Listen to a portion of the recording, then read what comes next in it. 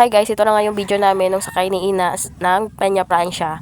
So, super late upload na kami kasi tinamad ang inday nyo, tinamad talaga ako. Kita nyo nga sa video na enjoy yung mga bata maglakad dito kasi napakalawak talaga ng subdivision na to. Hay nako, sana all ng subdivision. Papunta ka pala kami doon sa tulay kung saan gaganapin yung sakay ng Peña Francia at maaga din kami umalis mga 3 PM kasi baka wala na kaming malugaran or mapwestuhan doon sa tulay. Kaya ayan, papunta na kami. At ayan nga, dito na nga kami nag-aantay ng sundo namin palabas na subdivision kasi doon nag-aantay yung mga kasama namin kasi sabay-sabay kaming aalis sa isang jeep. So ayan, tignan nyo na lang. At pagpasensya nyo na nga yung boses ko kasi kakagaling ko lang sa sakit, trangkaso. So ayan, sinipon tayo kaya masakit yung lalamunan ko. Karating na kami ng Peña Francia at ayan, maglalakad pa kami ng malayo para makapunta doon sa tulay.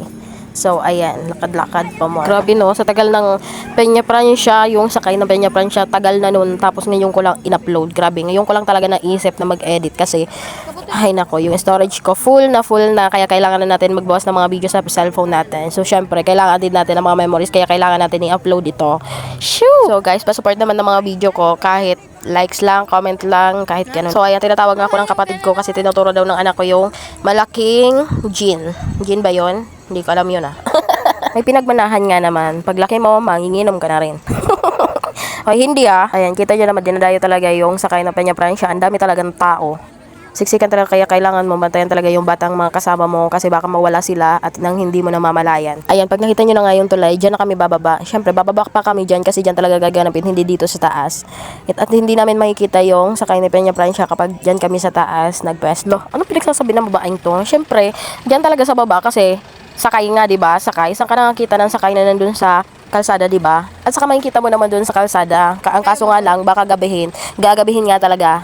Ayun. Mangangalay ka doon kasi wala doon upuan. At ayan na nga, nandito na nga kami, bababaan na kami ng tulay at ayan, ang daming nga tao. So ayan, kailangan mo lang dito mag-ingat at dahan-dahan lang talaga sa pagbaba. Huwag magsisiksikan kasi pwede ka ditong mahulog kasi wala siyang hawakan. So ayan, shoutout na lang sa random people na bibidyohan ko yung mga mukha nyo.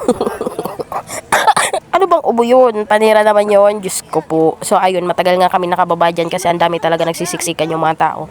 Buti na lang at hindi talaga ako bumaba ng madalian kasi pwede kaming mahulog dito. So, ayan, shout out kay kuya na nandiyan sa baba namin. Yung mga kasama nga namin, nauna na sila at parang wala silang kasama. O hindi, sadya matagal lang talaga kami bumaba kasi nag-iingat nga kami. Syempre, kailangan nilang mauna kasi yung pagpapestuhan nga namin, kailangan nilang mauna talaga. So, ayan, for how many years nakababa na rin kami. At ayan, may another pagsubok pa kami yung babaybay pa kami dito sa gilid ng mga tao. Fast forward na nga natin kasi grabe ang haba nito, sobrang haba talaga. Kita nyo talaga yung pananampalataya ng mga tao. Ang dami talagang tao dito, sobra. So, ayan, may kita nyo naman sa video na siksikan talaga dito at kailangan mo magsakripisyo para makatawid ka. Ayan, bibigay naman sila ng daan pag nakita ka nilang tatawid ka. Ayan, sobrang layo pa nga ng pupuntahan namin. So, may kita nyo naman na haggard na ako at sobrang init talaga ng damit na nasuot ko. Hay nako, sobrang nakakapagod talaga maglakad lalo na maliit lang yung lalakarin mo at saka madaming tao na nakakasalamuha mo. Pero worth it naman kapag dumaan sa harap nyo yung Peña Francia. Sobrang layo pa nga dyan talaga. Gusto ko na lang talaga maupo sa nadadaanan ko. Gusto ko na lang talaga magpahinga dito. Diretso lang ba? Diretso lang. Narinig nyo yon, diretso pa. So, meaning malayo pa talaga kami doon sa mga kasama namin na nauna na. Buti na lang talaga karga ko tong maliit na batang to.